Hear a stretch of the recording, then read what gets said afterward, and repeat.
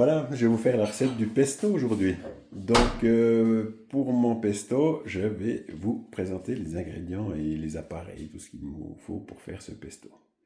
Il nous faut bien sûr du basilic, mais également du persil. Alors, du frisé, ça va aussi, mais c'est peut-être mieux d'avoir du plat.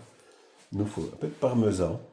Il nous faut juste une gousse d'ail, hein, là il y a la tête complète. Il nous faut des pignons de pain. Il nous faut de l'huile d'olive, du poivre et du sel. Et ce qu'il nous faut encore, c'est un mixeur ici. Ah bon, après ça c'est pour les déchets. Donc voilà, on va commencer la recette. Voilà.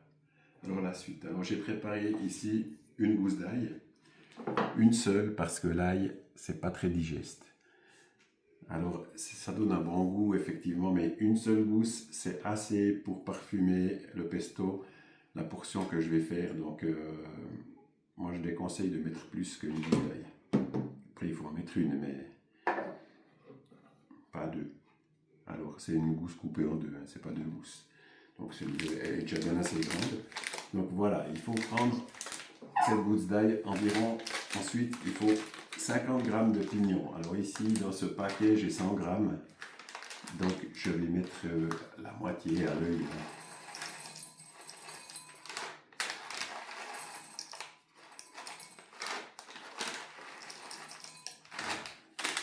Voilà, on est environ à la moitié. Donc, je vais mettre ça de côté.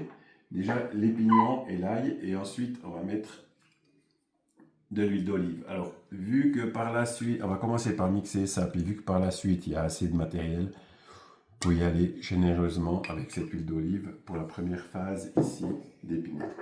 Donc ensuite, on va fermer ça et on va déjà mixer cette partie d'ail et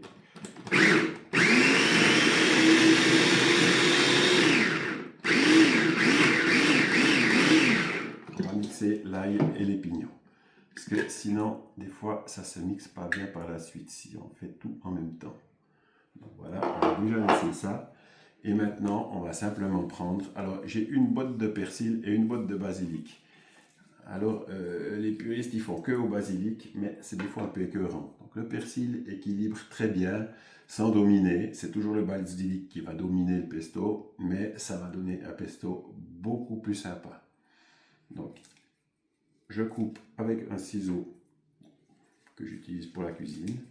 Je vais couper déjà le basilic. Alors on le met en entier parce que tout est mixé, donc même les tiges sont parfumées. C'est clair que si elles ne sont pas mixées, c'est pas très agréable de manger des tiges, mais une fois mixées, on n'y voit plus rien. Et puis, ça fait pas de déchets et c'est très bon. Donc, on va mettre le basilic et ensuite le persil qu'on va couper de la même façon dans le bol. Et puis on va même ajouter un peu d'huile d'olive, encore un peu.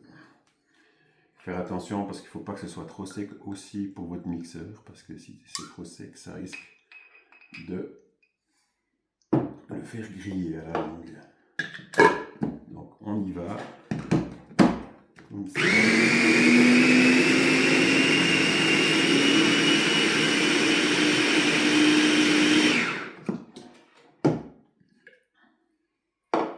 Donc là, j'ai bien assez d'huile, j'espère que j'en ai pas mis trop, mais comme il y a encore quelques ingrédients dans le fromage, ça pompe pas mal, donc on va pas s'inquiéter. Alors maintenant, justement, je parlais du fromage. Ça, c'est un paquet de 130 g. Alors, je vais aussi le faire à l'œil, mais c'est 50 g là, le poids de fromage qu'il faut mettre. Donc en fait, quand on a un mixeur comme ça, il faut que ça recouvre bien dans le pesto lui-même. Alors là, on a notre pâte de pesto. Donc, il faut un peu voir la consistance. Là, elle est parfaite. Je crois peut-être rajouter un petit peu d'huile d'olive, mais je crois qu'elle est parfaite. Donc, Maintenant, on va saler et poivrer. Donc voilà, il faut aussi un peu goûter hein, après.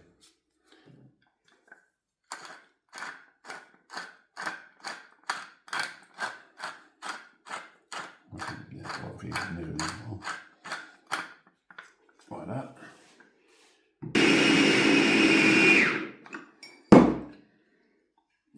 Tout ça, encore la consistance et tout, ça m'a l'air pas si mal.